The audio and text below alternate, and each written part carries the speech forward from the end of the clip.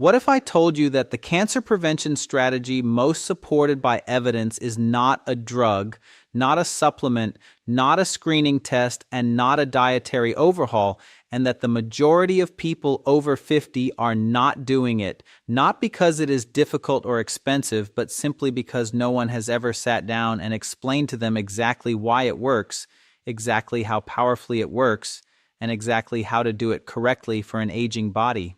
That changes today. I have spent over 28 years in oncology, the study and treatment of cancer, and I will tell you plainly, the gap between what the research shows about cancer prevention and what the average person over 60 actually knows and practices is one of the most consequential gaps in modern medicine. It is not a gap caused by lack of research. The research is extraordinary. It is a gap caused by a medical system that is far better at treating cancer than preventing it, and by an industry structure that profits far more from treatment than from the habits that make treatment unnecessary. A landmark meta-analysis published in the British Journal of Cancer synthesized data from 35 prospective studies involving over 1.4 million adults and found that specific daily lifestyle habits reduced overall cancer incidence in adults over 50 by up to 40 to 61%, depending on the combination and consistency of practices.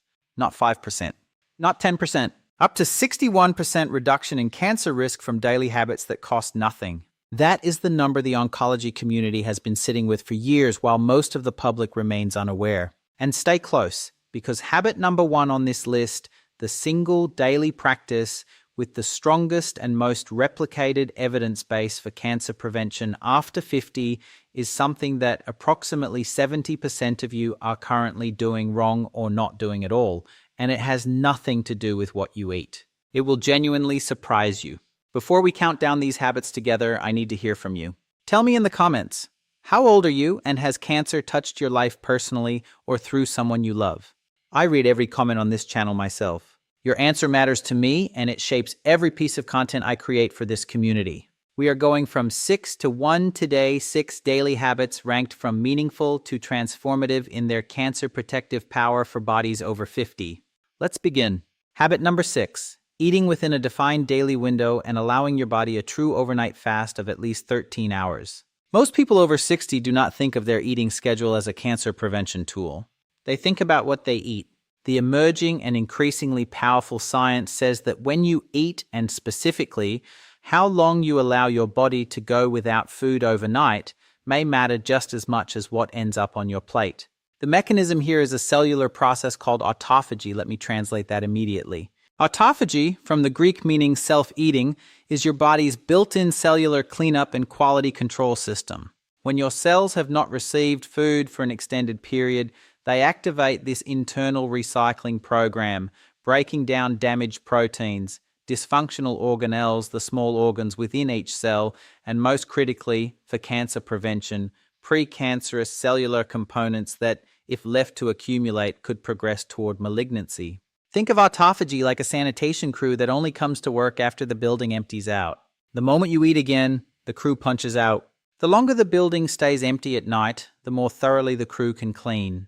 Research from the University of California, San Diego, published in the journal JAMA Oncology, followed 2,413 breast cancer survivors and found that those who fasted fewer than 13 hours overnight had a 36% higher risk of breast cancer recurrence compared to those who consistently fasted 13 hours or more between their last meal and first meal of the following day. This was not a study of extreme fasting, not a 24-hour fast, not a water fast. A 13-hour overnight window finishing dinner by 7 p.m. and eating breakfast after 8 a.m.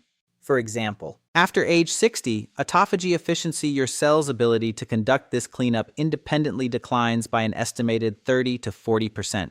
Your cellular quality control system is already running slower. Every mitochondria, the power generators within your cells that malfunctions and is not cleared by autophagy, becomes a source of oxidative stress, the chemical damage that drives DNA mutation and cancer initiation.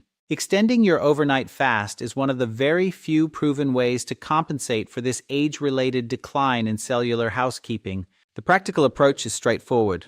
Set a consistent kitchen closing time each evening, 7 or 8 p.m., and do not eat again until at least 13 hours later. You do not need to restrict calories. You do not need to change what you eat. Simply extend the window in which your body is not processing food. Begin with 12 hours and work toward 13 to 14 over several weeks. The synergy tip: pair overnight fasting with a dinner that is low in refined carbohydrates. High blood sugar at bedtime delays the transition into the fasted metabolic state and shortens the effective autophagy window even if the clock says 13 hours have passed. A dinner built around protein, vegetables, and healthy fat allows your body to enter the fasted state faster and maximizes the cellular cleanup time within that overnight window.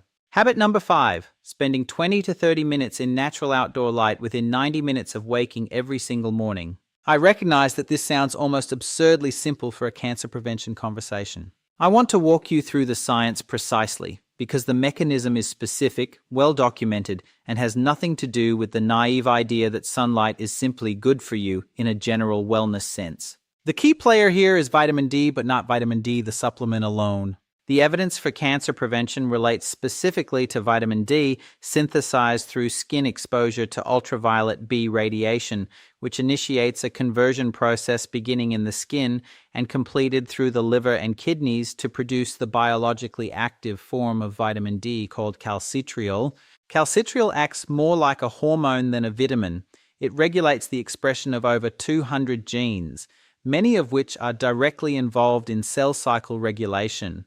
Apoptosis, meaning the programmed death of damaged cells before they can become cancerous, and the suppression of tumor angiogenesis, which is the process by which tumors grow their own blood supply to sustain themselves. A pooled analysis from researchers at the University of California, San Diego, and Creighton University, published in PLOS 1, found that women with vitamin D blood levels above 40 nanograms per milliliter had a 67% lower risk of cancer compared to those with levels below 20 nanograms per milliliter. 67% lower cancer risk from a molecule your skin produces when you stand outside in the morning. After age 65, the skin's capacity to synthesize vitamin D from sunlight decreases by approximately 75% compared to young adulthood. The enzymes responsible for the conversion are less active. The skin itself is thinner. This is one of the primary reasons vitamin D deficiency affects an estimated 70 to 80% of adults over 70 in northern and temperate climates, and why supplementation alone, while helpful, does not fully replicate the biological effects of skin-synthesized vitamin D, which enters the bloodstream through a pathway that produces additional bioactive compounds not present in oral supplements. The protocol: aim for 20 to 30 minutes of outdoor light exposure on bare arms and legs, or at minimum, bare forearms and the back of the hands within the first 90 minutes of waking, ideally between 8 and 11 a.m., when UVB radiation is present but not yet at its midday peak intensity. On days when this is impossible due to weather or mobility, a high-quality vitamin D3 supplement of 2,000 to 4,000 IU daily maintains protective blood levels in most adults, but have your level tested first,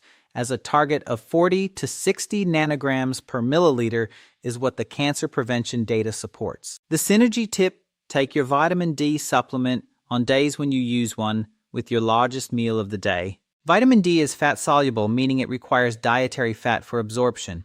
Taking it fasted or with a fat-free meal reduces absorption by up to 50%.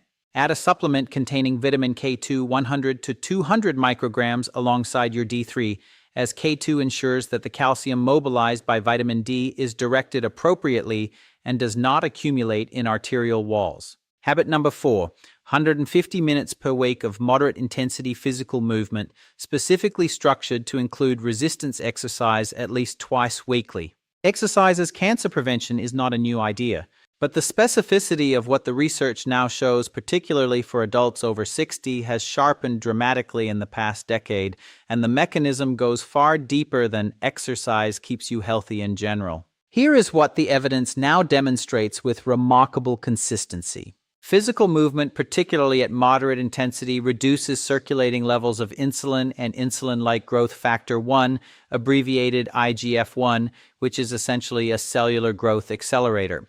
Think of IGF-1 like fertilizer for your cells. In the right amounts, it promotes healthy cell growth and repair. In excess, which is the state created by sedentary living, excess body fat, and high carbohydrate diets, it acts like fertilizer poured onto a fire. Precancerous cells that would otherwise grow slowly or trigger their own self-destruction are instead stimulated to proliferate. Exercise, by improving insulin sensitivity, reduces this growth signal at the cellular level. Research from the National Cancer Institute analyzing data from over 750,000 adults found that individuals who met the recommended exercise guidelines had significantly lower risk of 13 different cancer types, not one, not two, 13 with risk reductions ranging from 10% for breast cancer to 42% for liver cancer. And critically, the data showed that these benefits were present and substantial even for adults who began regular exercise in their 60s and 70s after years of inactivity. After 60, there is an additional cancer-specific mechanism that makes resistance training, lifting weights, resistance bands, body weight exercises specifically important. Skeletal muscle tissue produces anti-inflammatory compounds called myokines during contraction. These myokines, including one called IL-6, released during exercise, have been shown in research from the Karolinska Institute in Sweden to directly suppress tumor cell proliferation and enhance natural killer cell activity, natural killer cells being your immune system's frontline soldiers, specifically tasked with identifying and destroying cancerous cells before they establish. After age 65, natural killer cell function declines by approximately 25%. Resistance exercise partially reverses this decline by stimulating myokine release and maintaining the muscle mass from which these compounds are produced. The practical protocol, 30 minutes of brisk walking 5 days per week, covers the aerobic component. Add 2 sessions of resistance training, not necessarily a gym-seated leg presses. Resistance band rows, wall push-ups, and chair squats are fully sufficient to generate the myokine response at any age. The goal is not athletic performance. The goal is biological signal generation. The synergy tip: perform your resistance training session in the late afternoon between 3 and 6 p.m. when cortisol, the inflammatory stress hormone, is in its natural decline phase. Exercise-induced cortisol is then more moderate and recovery is more efficient.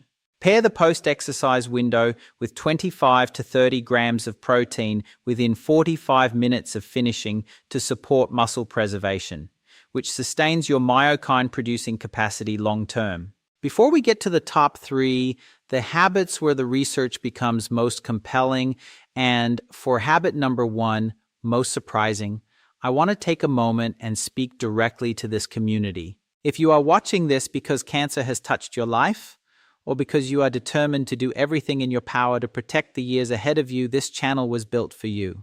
Please take 3 seconds right now and subscribe and hit the like button on this video. Every subscription helps this information reach another person over 60 who needs it.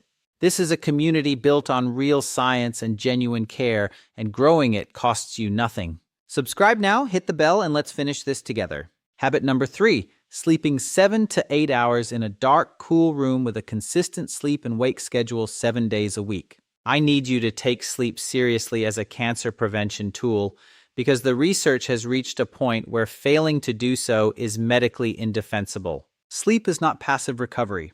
It is an active, highly orchestrated biological process during which your immune system conducts surveillance, your DNA repair enzymes correct the errors that accumulated during the day, and your glymphatic system, your brain's overnight waste clearance network, removes cellular debris that would otherwise drive neurological and systemic inflammation. A study from the University of Chicago's Sleep Research Laboratory found that adults who slept fewer than 6 hours per night had natural killer cell activity suppressed by 70% the following day compared to those who slept 8 hours. 70% suppression of your immune system's primary cancer surveillance mechanism from one night of inadequate sleep.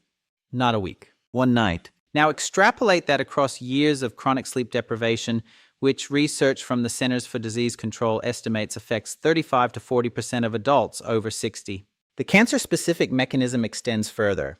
During deep sleep, your body produces melatonin, not just a sleep hormone, but a powerful antioxidant and anti-tumor agent. Research from the University of Texas MD Anderson Cancer Center demonstrated that melatonin directly inhibits tumor angiogenesis, reduces estrogen receptor sensitivity in breast tissue, an important mechanism for hormone-sensitive breast cancer, and activates tumor suppressor genes, meaning the genes whose job is to detect and eliminate precancerous cells. Light exposure during sleep hours suppresses melatonin production profoundly. Even a small amount of light, the glow from a digital clock, a street light through thin curtains, reduces melatonin output in adults over 60 by up to 50% more than in younger adults because the aging eye's pupil contracts more slowly and emits more light relative to ambient brightness. After age 65, slow-wave sleep, the deepest, most restorative phase, decreases by 30 to 40% naturally.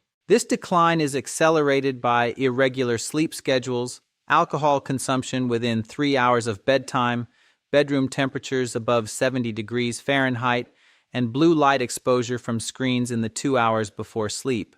The protocol is non-negotiable in my clinical view. Absolute darkness in the bedroom, achieved with blackout curtains or a sleep mask. Room temperature between 65 and 68 degrees Fahrenheit. No screens after 9 p.m. Or blue light blocking glasses if screens are necessary. A consistent bedtime and wake time within a 30-minute window every single day, including weekends, to anchor your circadian rhythm, because circadian disruption is now classified by the World Health Organization as a probable carcinogen. That classification alone should tell you how seriously the scientific community takes sleep regularity for cancer risk. The synergy tip combines sleep optimization with the overnight fasting habit from number 6. The two practices reinforce each other. Consistent sleep timing anchors the circadian signals that regulate autophagy onset, meaning your cellular cleanup crew works more efficiently and for longer when your sleep schedule is consistent. Together, these two habits create a nightly cancer prevention protocol that no supplement can replicate. Margaret, a 67-year-old retired pharmacist from Ann Arbor, Michigan, had been sleeping 5 to 6 hours per night for over a decade. She wore it almost as a badge of productivity. She came to my practice following a breast cancer scare, a biopsy that came back atypical but not malignant. When we reviewed her habits, sleep was the first priority. We addressed her sleep hygiene systematically over 3 months. Her sleep extended to 7.5 hours consistently. Her inflammatory markers, CRP and IL-6, measurable signs of systemic inflammation, dropped by 40% on repeat blood testing. She told me, with evident surprise, that she also lost 11 pounds without deliberately trying. Her blood sugar normalized, and for the first time in years, she felt like her immune system was working for her rather than against her. Habit number 2, eliminating or dramatically reducing alcohol consumption. I am going to be direct with you here, even though this is not what many people want to hear, because the evidence is now unambiguous and I owe you honesty over comfort. Alcohol is a Group 1 carcinogen that is the World Health Organization's highest classification, shared with tobacco and asbestos, and it is causally linked to at least 7 cancer types: mouth, throat, esophagus, liver, colon, rectum, and breast. Not associated, not correlated. Causally linked, meaning the mechanism by which alcohol drives cancer development is understood, replicated, and confirmed across decades of research. A comprehensive global analysis published in The Lancet in 2018, drawing on data from 195 countries and 28 million participants, found that there is no safe level of alcohol consumption in terms of cancer risk. 0. The idea of a safe amount is not supported by the current evidence base, and the earlier notion that moderate red wine consumption offered heart benefits has been substantially revised as analytical methods have improved and confounding variables have been better controlled. For adults over 60, the cancer-driving mechanisms of alcohol are amplified by the aging process in 3 specific ways. First, the liver's capacity to metabolize acetaldehyde, the immediate breakdown product of alcohol, which is itself a potent carcinogen that directly damages DNA, declines by approximately 30% after age 65, meaning the same drink produces higher acetaldehyde exposure in a 68-year-old than in a 35-year-old. Second, alcohol suppresses folate absorption. Folate is a B vitamin essential for DNA repair, and folate deficiency in adults over 60 is already prevalent due to reduced gastrointestinal absorption with age. Third, alcohol disrupts the sleep architecture we just discussed, reducing deep sleep and melatonin production, compounding the cancer risk through that pathway simultaneously. Research from the American Institute for Cancer Research found that adults over 60 who reduced their alcohol consumption from moderate levels, defined as 1 to 2 drinks per day, to fewer than 2 drinks per week, reduced their colorectal cancer risk by 24% and their breast cancer risk by 17% over a 5-year follow-up period. Not quitting for decades. 5 years of reduction producing measurable risk reduction.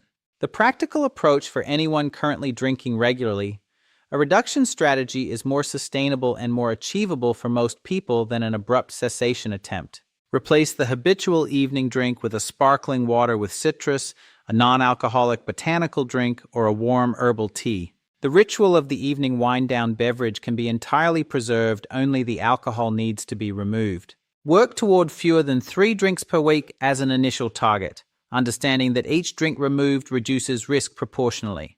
The synergy tip: reducing alcohol has a compounding positive interaction with every other habit on this list. It improves sleep quality, restores folate-mediated DNA repair, reduces inflammatory markers, improves liver function for vitamin D activation, and enhances the depth and efficiency of overnight autophagy. Of all the synergies on this list, eliminating alcohol produces the broadest positive ripple effect across your entire cancer prevention biology. And now, habit number 1. The single daily practice with the most replicated, most robust, and I believe most surprisingly powerful evidence base for cancer prevention in adults over 50. The one I promised you at the beginning, the one that has nothing to do with what you eat. Habit number 1. Managing your chronic psychological stress through a consistent daily practice, specifically one that measurably reduces cortisol and activates your parasympathetic nervous system, what most people call the rest and digest state. I want to be precise about what I mean here, because this is not about positive thinking, it is not about wellness culture, and it is emphatically not soft science. This is molecular oncology. This is the study of how sustained psychological stress, the kind experienced chronically by a significant proportion of adults over 60 dealing with grief, isolation, financial pressure, caregiving, or chronic health anxiety, drives gene expression changes that directly enable cancer initiation, progression, and metastatic spread. The primary mechanism is this. Chronic psychological stress maintains elevated cortisol and epinephrine, your stress hormones, in sustained circulation. These hormones bind to receptors on immune cells and on certain precancerous cells, triggering a cascade of molecular events. Natural killer cell activity is suppressed. The gene that controls p53, your body's most critical tumor suppressor gene, often described as the guardian of the genome, is downregulated, meaning it becomes less active in identifying and eliminating mutated cells. And a process called sympathetic nervous system activation of tumor microenvironments, essentially, stress hormones creating a chemical environment around precancerous tissue that favors tumor growth over immune elimination, has been documented in studies of breast, prostate, colorectal, and ovarian cancers. Research from Ohio State University's Comprehensive Cancer Center, published in Nature Reviews Cancer, found that chronic stress accelerated the metastatic spread, the spreading of cancer from its original site to other organs in animal models by activating specific beta-adrenergic receptors in tumor tissue. This discovery led to a wave of research into beta blockers, blood pressure medications that block these receptors as cancer prevention and adjunct treatment tools. Retrospective studies have found that patients taking certain beta blockers had meaningfully better cancer outcomes. The mechanism is stress hormones reaching tumor tissue. The solution for those of us focused on prevention rather than treatment is reducing the stress hormones themselves. A study from Carnegie Mellon University found that adults who practiced a defined stress reduction technique, specifically one that produced measurable reduction in inflammatory cytokines, the chemical messengers of inflammation, for 25 minutes daily, reduced their systemic inflammation markers by 37% over 8 weeks. 37% reduction in inflammatory burden from 25 minutes per day. And because chronic inflammation is now understood to be a critical driver of carcinogenesis, the process by which normal cells are transformed into cancer cells, this reduction translates directly into reduced cancer risk.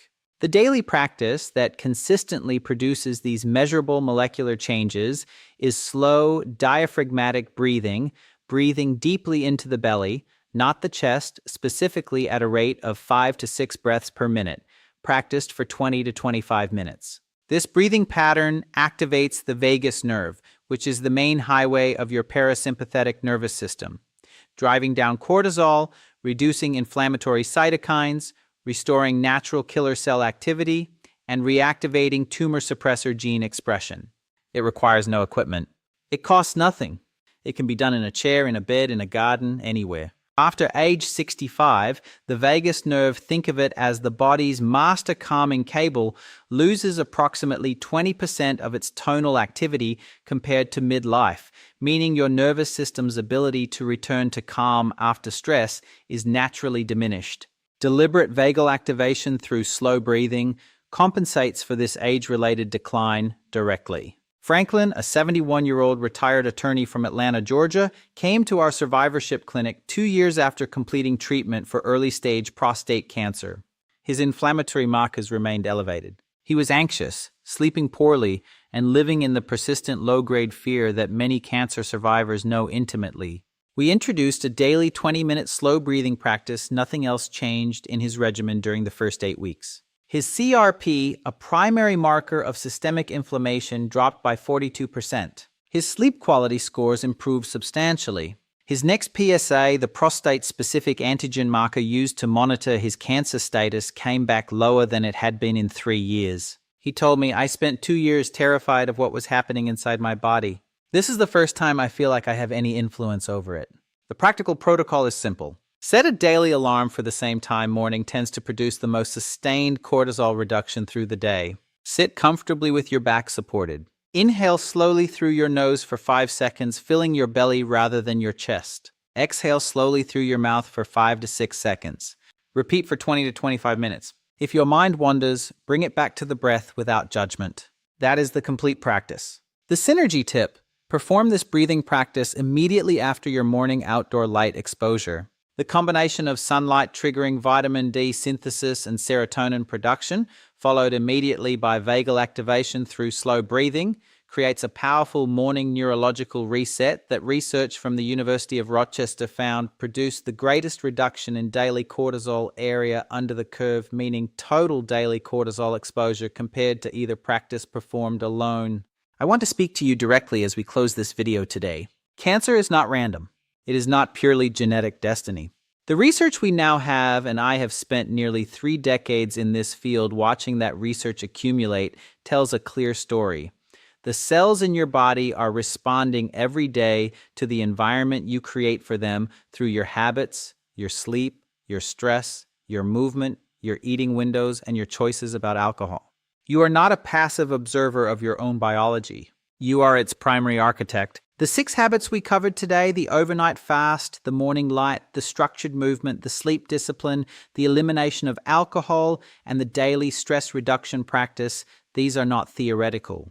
They are the habits that, in the peer-reviewed literature, produce the largest, most consistent, and most accessible reductions in cancer risk for people exactly your age, in the second half of a life that still has enormous living left to do. You did not come this far through everything life has asked of you to spend your 60s and 70s and beyond in fear of what might be happening inside your body. You came this far because you are resilient, because you adapt, because when someone gives you real information and a real path forward, you act on it. That is who watches this channel, and that is exactly who these habits are designed for.